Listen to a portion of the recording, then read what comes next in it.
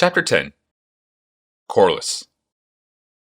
The chief artificer had missed so many meetings of the Privy Council that his absence was no longer even commented upon. Rusko was there as his official representative, but Kayla knew that Urza spent any time talking to Rusko anymore either. The chief artificer spent most of his time working with the new apprentice, Tanos, who lasted much longer than Rusko had predicted, much to the clockmaker's chagrin. There was a new captain of the guard.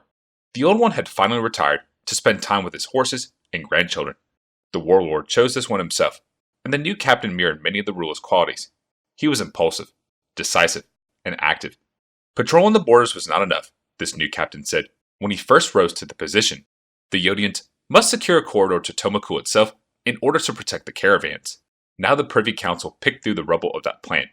Armed patrols to Tomaku encouraged even larger attacks from the desert nomads.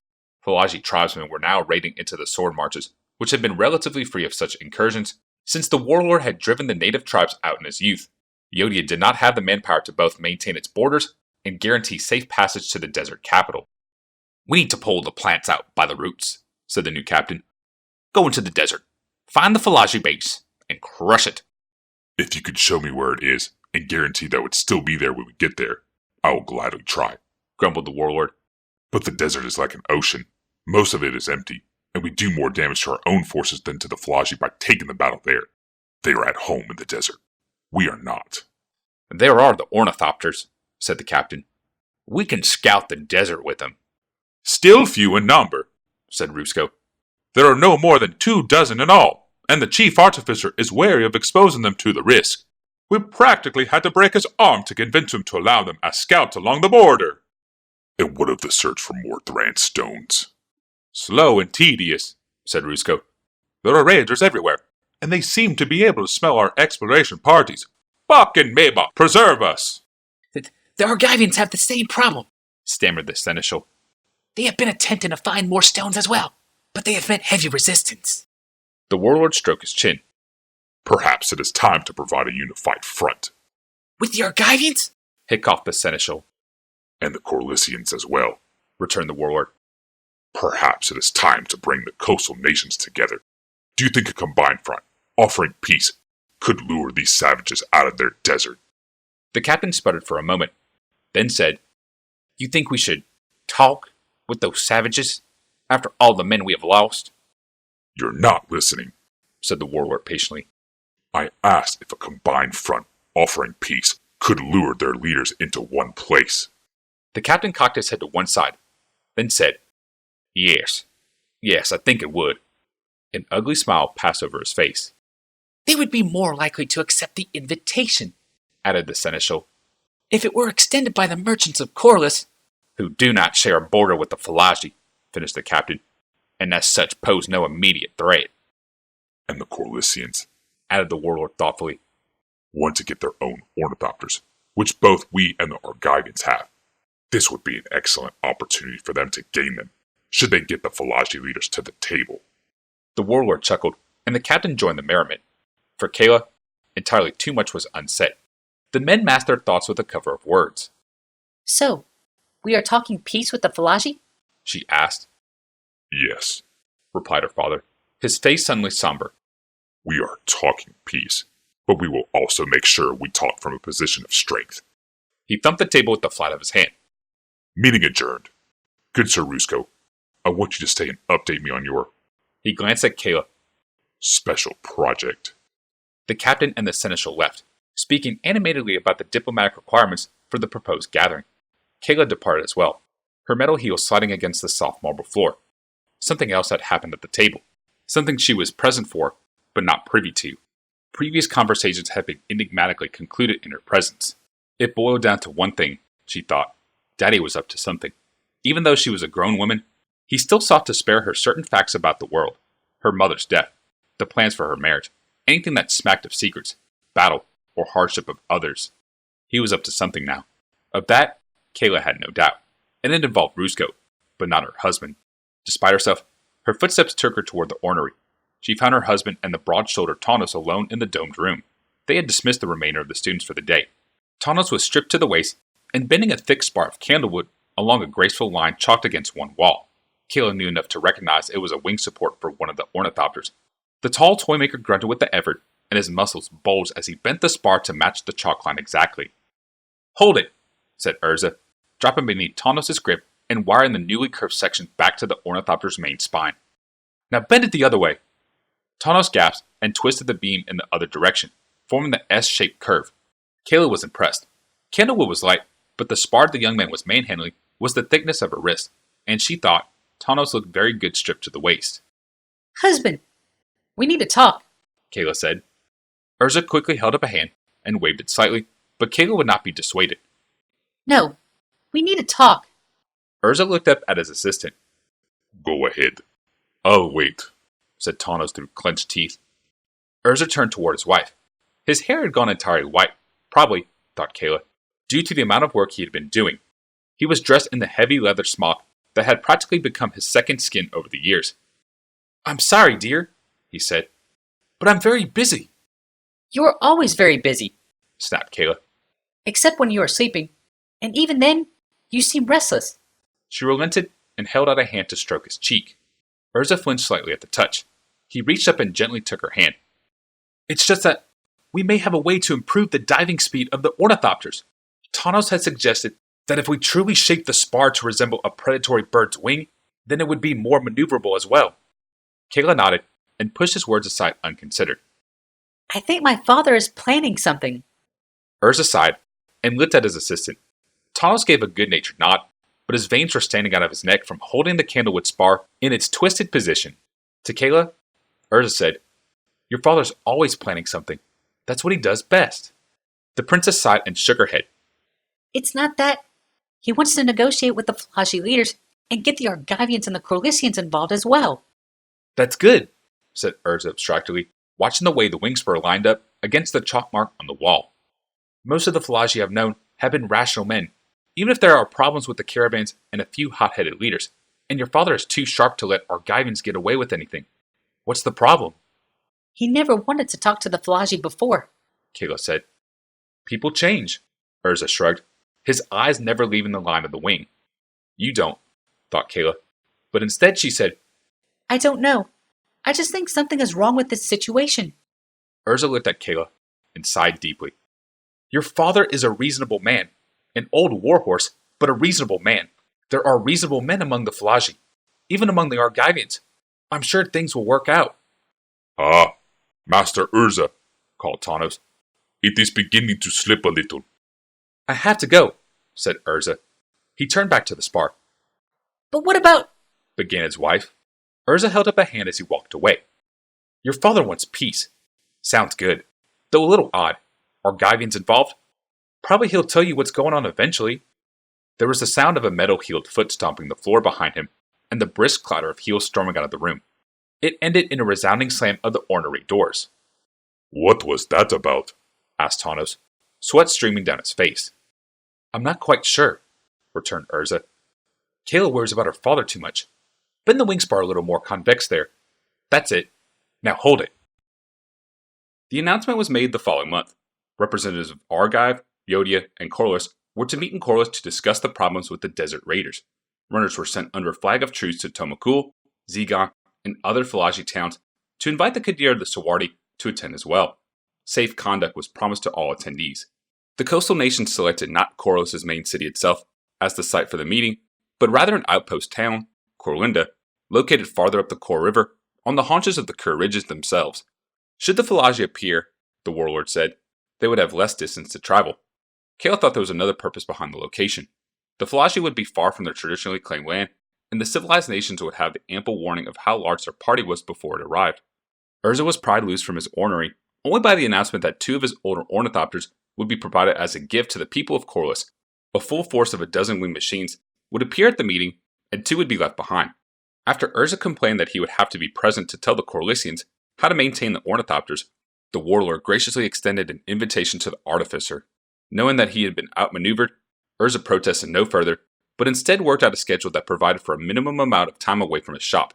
The warlord and his entourage would leave early. He would follow with the ornithopters 5 days before the session began. He also left detailed instructions for Tanos and the students to follow while he was gone. Tanos thought at the time that Urza spent more time detailing the tasks that needed to be done in his absence than the tasks themselves would take, but he merely nodded when the chief artificer handed over the ream of parchment. Urza's metal humanoid would also be sent out to the meeting, but would go by wagon. Ruska was in charge of this move, and used one of the spring-axled wagons Urza had developed the previous year. The clockmaker was particularly interested in a vehicle that would not rock excessively, though Urza pointed out that his metal creation could walk to Korlis and probably make better time than Rusko would. Rusko, for his part, invoked a number of Yodian and non-Yodian deities and insisted he did not want to have to come back and tell the artificer that his great creation had been lost due to a broken limb assembly or had been spotted by farmers while walking through eastern Korlis and accidentally dismantled. In the end, Taunus was left behind with the school. Kayla remained behind as well. The warlord cited the dangers of travel, even through friendly lands. He needed her and the seneschal, he said, to remain behind and run the country in his absence. He did, however, take the captain of the guard with him.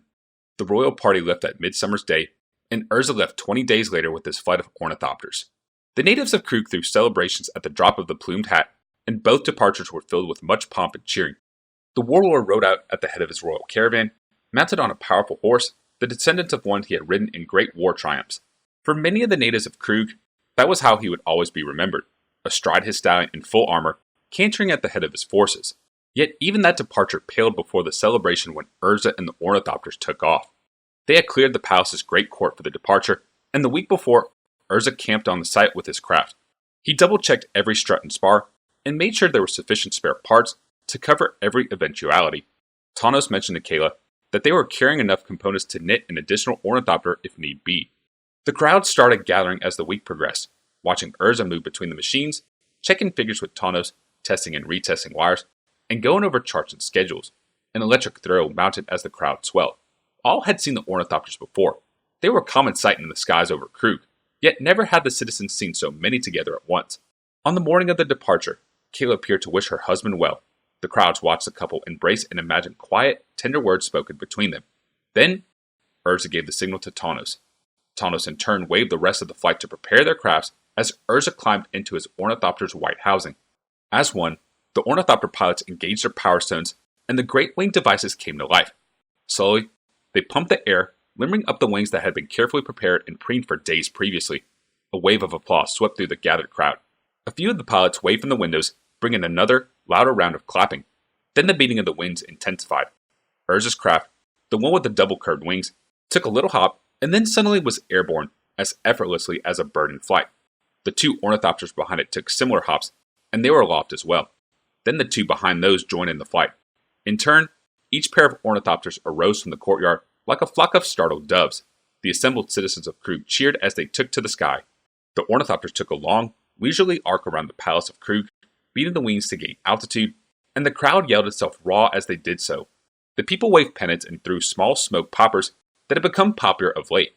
Some climbed the higher spires and waved great flags. The ornithopters locked their wings and gave a wing dip in response to the shouting populace. Then, they were gone, dancing into the morning sun. The people watched them until they were lost from sight, until other buildings or the low hills to the east blocked the view, or, for those who had climbed the spires, when the ornithopter fleet had become small, indistinct dots on the horizon. A few watched the princess, however, and some claimed that her eyes were wet and that she dabbed them with her kerchief as she turned back to her palace, the seneschal at her side. In the days and months that followed, some would say she had wept because her husband was leaving. Some would say it was because she had dreamed what was about to happen and knew she could not change it. And some would say that she knew that the end of her small part of the world and the destruction of Krug would begin at the Council of Korlis. The machines performed remarkably well, and took only 4 days to make the trip to Korlinda. Urza had ordered Rusko to set up a series of base camps between Krug and Korlinda as the clockmaker pushed eastward with the wagons. All the camps were in Yodian territory and in clear terrain. Each was fully operational by the time Urza's ships reached it, ready with soft beds and hot meals for the pilots after they had completed their day's flying. The weather was clear and pristine, and even the storms that regularly lashed the southeastern coast of Tarisir seemed to have gone on holiday. Urza had allowed an extra day of flying time in case of heavy thunderstorms, which normally roosted in the southern curves, but there was not so much as a heavy ground fog for the entire trip. Indeed, the most difficult problem the pilots faced was the Yodians themselves. At every base camp, a collection of spectators assembled, all curious about the chief artificer and his mighty machines. They clustered around the fields, waiting for the craft, and on occasion, the ornithopters would be forced to pass close over the crowd in order to disperse them and create a large enough site on which to land. One of the pilots observed it was like herding sheep. but he set it too close to the chief artificer. That pilot spent the rest of his flight in the rear of the formation and did not speak again for the rest of the trip. And once they had landed, there were requests for favors, in particular, for rides. Urza at first refused, but the pilots, even after a full day at the controls, were willing to volunteer the time to take young children and teenagers aloft. Finally, Urza gave his assent, but made clear he was not going to provide rides himself or allow anyone to fly his white craft with the double curved wings. The pilots had all been chosen by Rusko, who said he had done so to save Urza time. They were at least 5 years Urza's junior, and had enthusiasm the artificer did not remember having possessed at the same age. The majority were known for stunt flying, for pushing their crafts as far as they could go, and several had walked away from nasty crack-ups. Urza would have chosen those with a better technical background and a higher safety rating, but he knew anyone properly vetted and trained could be a suitable pilot for the ornithopters. Indeed, during the trip, even the most cavalier of the young men flew dead level and kept in formation with Urza's ornithopter for the entire journey. The site that had been chosen for the council was near the meeting point of the 3 civilized nations of eastern Terisier, where the river core tumbled from the curves into the first several layers of plateaus stepping down to the shielded sea, was a suitable spot. It was also connected at the point with an anomalous sliver of no man's land, an undulating strip that followed the inhospitable peaks of the Kerr ridges, as yet unofficially claimed by any side in the dispute. The site was a huge, level field with a great open-air pavilion erected in the center of a raised platform. 4 other camp areas surrounded the central pavilion, one for each of the attendees. When Urza arrived, 3 sides of the square had been complete. The warlords Yodians formed the western side of the square, the mercantile Korlisians were to the south, and the Argivians occupied the eastern side. The space to the north of the pavilion was empty. That had been reserved for the Flagi, though none knew if they would appear. Urza set down his ornithopter to the west, near the Yodian camp. The other pilots followed with military precision. Each ornithopter swooped, hovered for a moment on back-pushing wings, then settled in place. There were no crowds here, no rush of commoners hoping to catch a glimpse of the chief artificer and his pilots. The Yodians were familiar with ornithopters, and the representatives of the 2 other nations feigned disinterest for purely political reasons. If Urza had hoped to meet any of Tokasi's former students among the Argivian delegation, he was disappointed. The Argivians were, to a man, bureaucrats and diplomats with strong connections to the Argivian king. Argivian politicians considered that the artifact-hunting scholars and their supporting nobles held radical views in the matter of the Flagi, namely that the desert should be free and open for Argivian exploration. The crown, though weak, felt otherwise. Argive should end where the hills grew rough and waterless, and the Flagi should be left to their desert ways. Since the crown chose who went to Korlinda, all the Argivians sent were isolationists in nature, hoping to obtain a quick treaty, recognize borders, and a safe retreat back home. The warlord was visibly irritated by their presence. The Argivians did bring their own ornithopters, but these were primitive in design, little advanced beyond the constructs that Urza, his brother, and Tokasia had pulled from the embankment of the dry wash many years before. Urza learned from the Argivian pilots that the crown had put a claim on all salvage from the desert and had apportioned most of Tokasia's legacy. The noble houses continued to dig and explore the desert, but many no longer told the crown what they found there. The Korlisians were pure merchants. The ruling council of that nation had rested in the hands of guilds for generations. The current lord of the council was a portly woman. Her opinion, and the opinion of the well-dressed merchants in attendance, was that they would negotiate dearly, but without a doubt would secure unmolested trade routes to Tomakul. The warlord seemed to tolerate them only slightly more than he did the Argivians. Each of the civilized countries brought its own honor guard. Yodius was the largest, Argives was the most ornately armored, and Korlis was the best equipped, as benefited mercenaries in the merchant's employ. Urza retreated to his own tent, where Rusko already uncrated his metal humanoid. The transit had not been kind to the metallic titan, and something had jarred loose in one of its ankles. Urza spent the first night and part of the next day fixing it so the mechanical creature would be fit to operate in time for the opening ceremonies. The opening came and passed without the Falagi's presence. Official introductions were made, and professional courtesies established. There was much talk of cooperation, most of it over the course of a large feast in the pavilion the first night. The Falagi did not appear during the day, nor did any of the outriders report signs of them. Urza spent most of that day dressed in the high-colored, stiff-necked gowns of office, which he had worn previously only once, at his official appointment as chief artificer. The robes were fire-red with white piping and covered his body from neck to ankles. In the summer warmth of the highlands, they were unbearable, and Urza's only consolation was that the official dress of most of the rest of the assemblage looked even more uncomfortable. The second day came and went in similar fashion, though by the day's end, the alliance of the 3 coastal nations were already starting to fray. The representatives of the Argivian king, refused to admit that there were any incursions from Argive into Falaji territory. The king did, however, have a surplus of functional power stones, which he was willing to use as bargaining chips to buy agreement from the Korlisians and Yodians. The warlord was insulted by such a blatant bribe, but knew both his country and the merchants could use the Thran stones.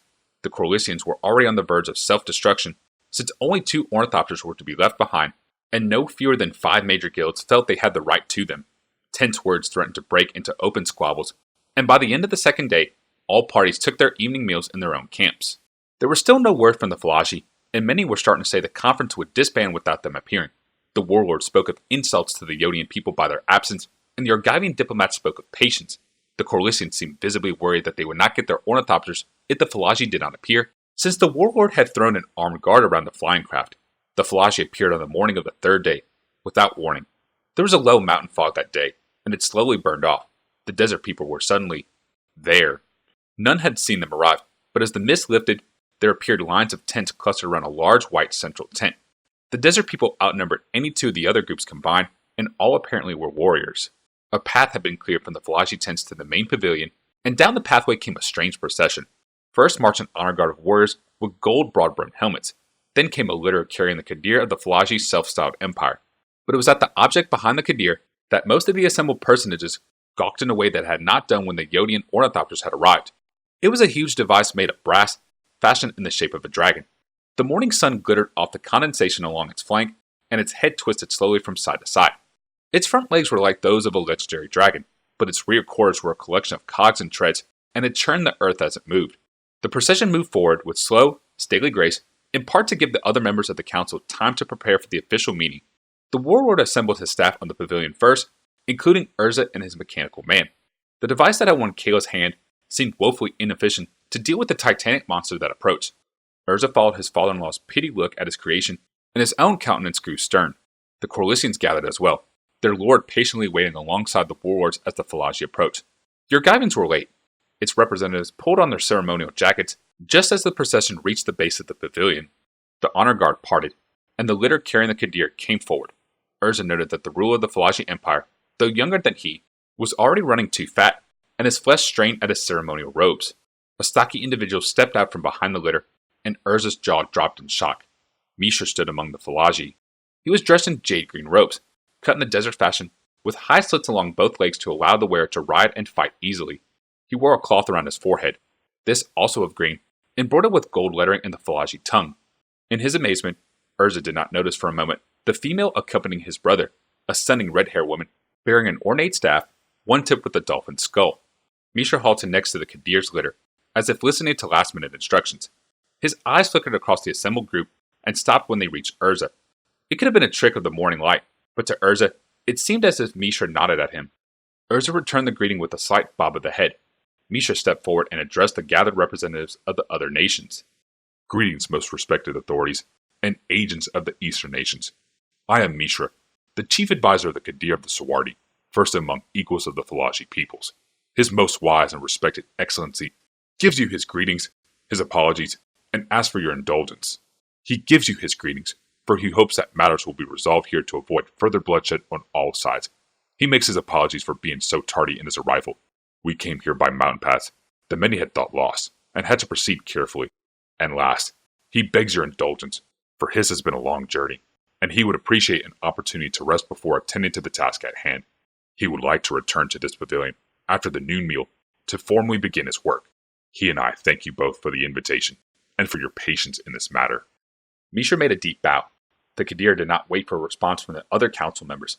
Instead, he raised his hand. As one, the Falaji procession reversed course, the dragon engine back toward the Falaji camp, followed by the litter and the honor guard. Mishra and the woman took up the rear, but the dark-haired young man lingered just enough to look over his shoulder. Urza shouted, "Brother!" and stepped forward, away from the rest of his delegation. He could hear the other delegates suddenly burst into a buzz of gossip. He looked back and saw the warlord look stern. Ruska was at the warlord's side and whispered something in the ruler's ear. The warlord nodded, and Urza turned back to his brother. Mishra turned around entirely now. The woman next to him tightened her grip on her staff, but the younger brother raised a hand and dismissed her as well. She hesitated a moment, then turned and followed the rest of the retreating Falaji. Mishra stood statue stiff as Urza descended from the pavilion. The younger brother did not extend his hand, but rather stood calmly, hands folded before him. Urza stopped a few feet away and assumed identical position, hands folding in front of him. "Brother," repeated Urza. "Brother?" replied Mishra. A long silence grew between them, and each studied the other. To Urza, Mishra looked more weather-beaten, tanned, and muscular than the last time he had seen him. To Mishra, Urza looked leaner and older than before. The younger brother noticed small lines were already growing around its older sibling's eyes. Urza's flesh was the pasty color of the city dwellers. Finally, Urza said, "It is good to see you. You are well." Mishra replied, "I am well enough. And you?" Urza nodded briefly, then added, "I am surprised to see you among the Falaji delegation." "I must confess, I am not surprised to see you among the Argivian," returned Mishra. "Yodians, actually," corrected his brother. Mishra nodded smoothly. "Ah, of course. That would explain why Yodians are suddenly so interested in raiding for power stones and Thran devices." "Exploring," said Urza. "Yodians do not raid." "Of course," repeated Mishra, a tight smile appearing on his face. "It must be as you say. We shall let the diplomats parse the words for us." Urza gave a stiff nod. "I had heard that the Falaji had unified with surprising speed, but I had not heard your name mentioned." Mishra gave a pronounced bow. "I am but a simple Raki, a servant of the Kadir. His name be most revered, his thoughts be most wise." Another silence followed his words. Urza let the pause play out, as if unsure what to say next. "I am the chief artificer of Krug," he said finally. Mishra allowed himself another smile. "How very nice. I thought I recognized a metal soldier among your ranks. One of yours?" Urza nodded, and Mishra added, "Clearly influenced by the Su Chi you studied as a lad. It shows in the knees." Urza said, "I built it as a challenge," but did not elaborate. Another uncomfortable silence grew. This time Mishra broke it. "I trust you have been well." "Very well," said Urza. Then his eyebrows shot up. "I am married, you know." "I did not know," returned his brother. "I am surprised to find there exists a woman who could tear you away from your books and researches." "Her name is Kayla. She is the warlord's daughter," said Urza. "Ah," said Mishra quietly, but said nothing else. Another silence. Behind Urza, most of the delegates have dissolved into tight little groups. The warlord remained in the pavilion, watching the two brothers talk. Finally, Urza said, "That young woman that is with you, is she—" "Ashnod?" Mishra shifted, as if uneasy. "She is my apprentice. She is very talented." "Most likely," replied his older brother. "I too have an apprentice, Tanos, another Yodian, and a school with about 20 students." "Ah," repeated Mishra, his face very cold. "Very good for you. It sounds as if you're thriving." "And you?" asked Urza. "Do you have a school?" Mishra shook his head. "The desert does not allow such luxuries. We must fight to stay alive. Learning is what you pick up as you go along." "You seem to have picked up an interesting device as well," remarked Urza. "Yes," said Mishra, and this time the smile was genuine. "It does not look like any Thran device we have uncovered," said Urza. "Where did you find it?" "Beneath the sand," returned his brother. "I had a hunch. It just came to me." "You always had a talent for such things," said Urza. A tentative smile shaped itself on his lips. "Perhaps later you'll tell me the full story, and favor me with a chance to look at it." He added quickly, "I've made some changes to Tokasia's original ornithopter. I'd like to show them to you as well." Mishra was silent for a moment. Then he said, "I would like that very much. Later, perhaps, when this conference is resolved." He bowed deeply and backed away a step, lowering his head to indicate the conversation was over. Urza turned half away. The might stone around his neck felt heavy. He touched the stone, then he turned back. "Mishra?" Mishra looked up. His hand was touching the pouch resting on his chest. "Yes, brother?" Urza's face twisted for a moment, and his next words were halting. "It is good to see you again." "And you," said Mishra smoothly. "After this is all finished," said the older brother, "we need to talk, you and I, about what we have been doing, about the past." "The past exists all around us," said the younger brother calmly. "The only question is whether we choose to dig it up or not." The warlord summoned Urza at once when he returned to the Argivian camp. As the artificer entered the warlord's tent, the ruler was seated in his camp chair, flanked by the captain of the guard and Rusko. Your brother is Falaji? spat the warlord. Urza shook his head. My brother is not Falaji, but he serves their Kadir as I serve you, Why did you not tell me? demanded the sovereign. Until today, I didn't even know he was still alive, returned Urza. I see, said the warlord. Leaning back in his camp chair, Rusko, watching quietly from his side, thought the ruler did see, though not necessarily what Urza intended. The warlord's enemies had an ally, obviously every bit as talented as his son-in-law. The taste of that revelation was sour. What has he been doing with them? Asked the warlord. I do not know, returned Urza, shrugging expressively. How did he end up with them? Continued the warlord. His feet kicked restlessly at the stool in front of him. I do not know, repeated the chief artificer. What can that mechanical behemoth do? Demanded the warlord. His voice was rising in volume, and Rusko felt the temperature in the tent growing hotter. Urza held up his hand before him to show his lack of knowledge. We spoke of it only briefly. The warlord rubbed his lower lip. His fingers came away stained with blood. Here's one I hope you can answer. Can you build one like it? Urza thought for a moment. Probably, if I get a chance to examine it. Mishra said that he found it in the desert, but it's much more advanced than any Thran device I've ever seen. I do not think it is Thran at all. The warlord muttered half to himself, half to the captain and Rusko. We have patrol scouring the sand for stones, and his brother finds an ancient mechanical behemoth fully functional. He says he found it, said Urza stoically. I don't know if that's the truth. You do not know if your brother is truthful? Said the warlord quickly, raising an eyebrow. I did not say that either, said Urza hotly. We did not part on the best terms. So Rusko has told me, said the warlord. Later, we will talk, he and I, offered Urza. If there is a later, said the chieftain, shaking his head. These Falaji played a trick on us with their behemoth. We prepared to show them our power, demonstrating our ornithopters and the mechanical man. Instead, they rolled up with a legendary beast the size of a ship. The Argivians are ready to bolt, and the Korlisians want to thank everyone for coming, taking their ornithopters, and go home. No, those desert raiders aided by your brother pulled a fast one on us, and we have to respond. Urza did not question the warlord's words, even when he was dismissed, and Rusko and the young captain remained behind. He did not even visit the ornithopters, which were the hub of much additional activity. Instead, he went to his own quarters and lay in his hammock, waiting for the meetings to begin and for a chance to see his brother again. A table had been set up beneath the pavilion, four-sided, with great chairs on three of the sides. The one on the west was occupied by the warlord, flanked by Urza and the mechanical man. The Yodian's ruler's mood had not improved since his talk with Urza, and the old man seemed on the verge of exploding.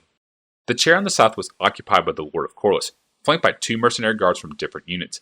The eastern chair was occupied by a nervous Argivian diplomat, with two equally nervous bureaucrats at his side. The northern seat was a low bench, desert style, set for the Falaji Kadir. He arrived in his litter and half rolled, half waddled onto his seat. He was supported by Mishra on one side, and the red-haired staff wielder, Ashnod, on the other. The Falaji had left their brass behemoth back at their camp, though its serpentine neck was clearly visible behind them. The Korlisian lord began the meeting softly.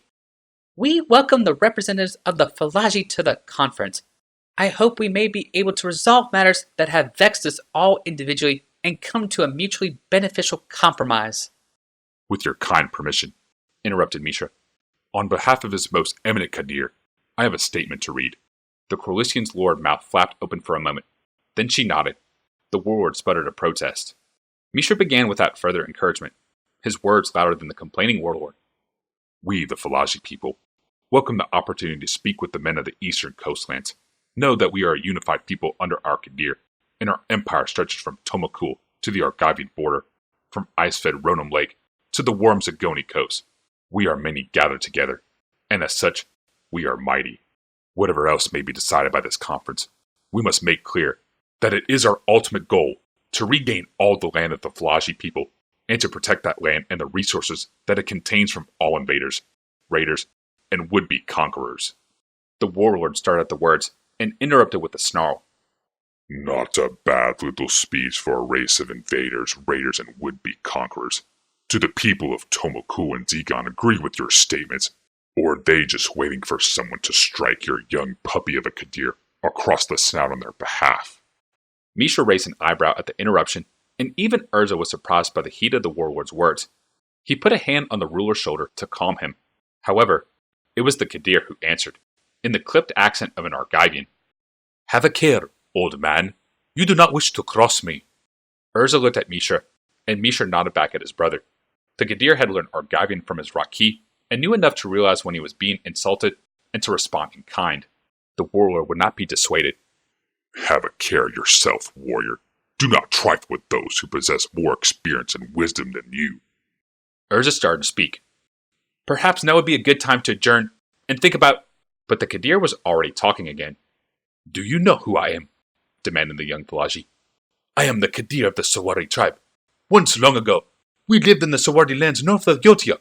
You call them the Sawardi Marches." "The sword marches," shot back the warlord. "When I was a younger man, we cleaned that land of raiders and brought true civilization to it." "It is Sawardi land, and belongs to the Falaji people," snapped the Kadir. "There have not been any Sawardi there since your great-grandfather's age," rejoined the warlord hotly. "Yes," hissed the Kadir. "You drove my great-grandfather from our land. My grandfather wandered the empty waste. My father gathered the tribes.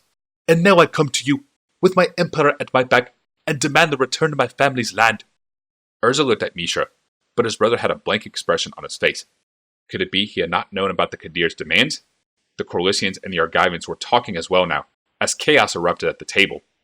"You're an old fool," continued the Kadir, with a contemptuous sneer, "to hope to prevail in the face of our obvious power." "I'll show you what I know of power," replied the warlord. "Take a lesson, child." The warlord made a gesture. The captain of the guard, waiting outside the pavilion, turned, raised his hand, and then dropped it. Out of the Ionian camp, Rusko turned and waved the ornithopter crews already at their machines. In a matter of moments, the sky around the pavilion was heavy with the beating of great canvas wings. The flight of 11 ornithopters, lacking only Urza's new one with its double-bent wings, came in low over the pavilion. The Kadir looked up in shock. Urza was yelling at the warlord as well. "What is this?" the artificer roared. "Why are my ornithopters in the air? Why wasn't I told?" "It's a lesson in power," the warlord shouted in return, his teeth bright like a shark's. "You would do well to pay attention to it as well." The ornithopters banked over the pavilion and made a beeline toward the Falaji camp. 3 of the crafts banked right, and 3 veered left. The remaining 5 headed straight for the dragon engine. Small objects fell from the ornithopters, jettisoned by the pilots. They were black bits of shadow that plummeted into the Falaji camp. When they exploded, the ground erupted in explosions of flame and smoke. There were screams as flames spread and more bombs dropped. Urza shouted, but his voice was drowned in another round of explosions. The 5 ornithopters that bore down on the dragon engine glided in low, trying to fling their bombs along the base of the great metallic creature. A string of eruptions blossomed beneath the beast, and it wheeled and gave a metallic scream, but seemed otherwise unhurt. The dragon engine exhaled a huge gout of reddish mist directly into the path of one of the ornithopters. As the craft passed through it, the ornithopter came apart in midair. Its wings folded up upon itself and crashed among the tents, releasing a large gout of flame as the rest of its deadly cargo exploded. Within the pavilion, reaction among the delegates was instantaneous. The Argivians flung themselves under the table. The Korlisian mercenaries grabbed their lord by each arm and dragged her backward. Away from the table, while she shouted orders and obscenities at them, the warlord was laughing now, taunting the young Kadir. The Falaji ruler rose from his bench with a speed that surprised Urza. His hand lashed out. The warlord saw the blow coming and tried to lean away from it, but the youth was too quick. Before either brother could react, a curved blade jutted from the old man's chest, blood spouting from the wound like a fountain. "No!" shouted Urza, and felt his might stone heavy on his chest. He laid one hand upon it, and with the other activated his mechanical humanoid. "Stop him!" Urza shouted. The mechanical man lurched forward and grabbed the Kadir by the front of his robes. The young man let out a choke cry as inhumanly long arms reached across the table and snared him with fingers of iron root and metal.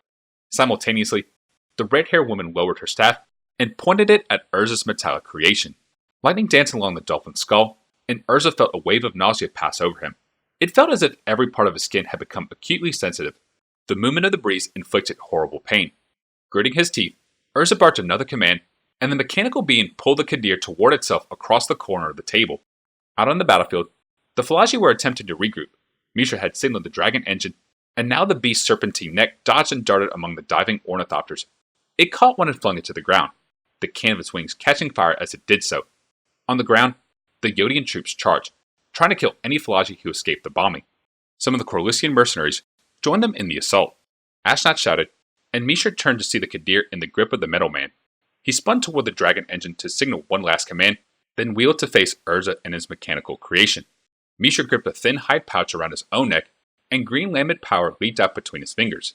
He concentrated that power on Urza's machine. Urza caught the backwash of the energies and staggered. The mechanical creation was more greatly affected. Sparks danced at its joints, and steam began to seep from beneath its helmeted face.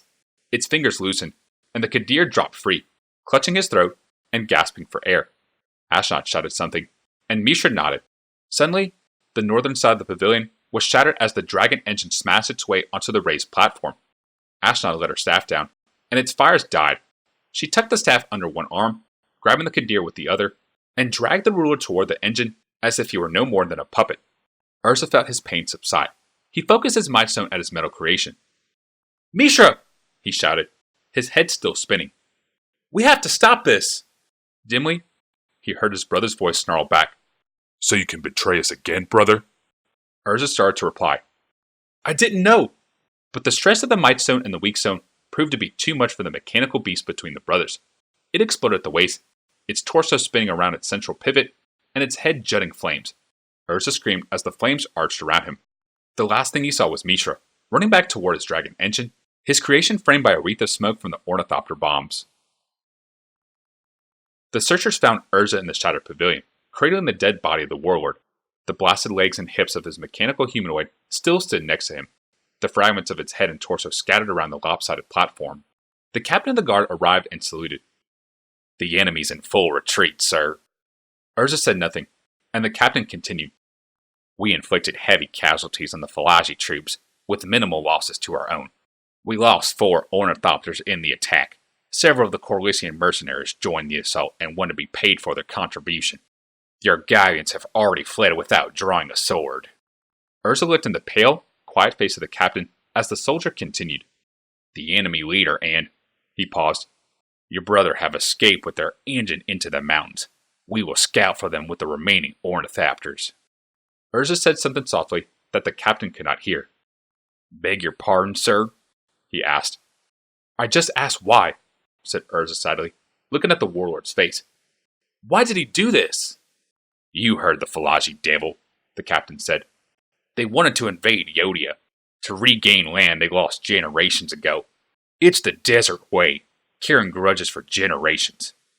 "No," said Urza, his voice now filled with steel. "He was ready for this ambush. The ornithopters, the bombs, goblin powder, wasn't it? The warlord was preparing for an attack all the time.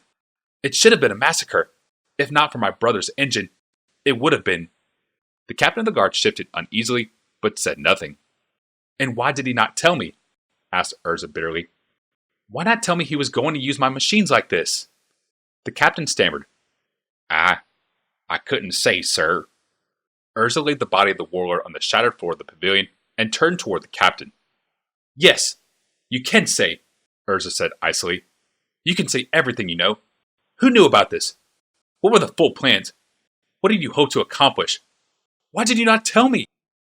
Why did you not tell the princess? You can and will answer those questions." The captain shifted his feet uneasily.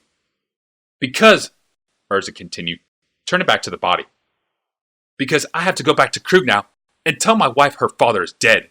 And I will need all the reasons I can muster to make her understand. Because I don't understand it myself."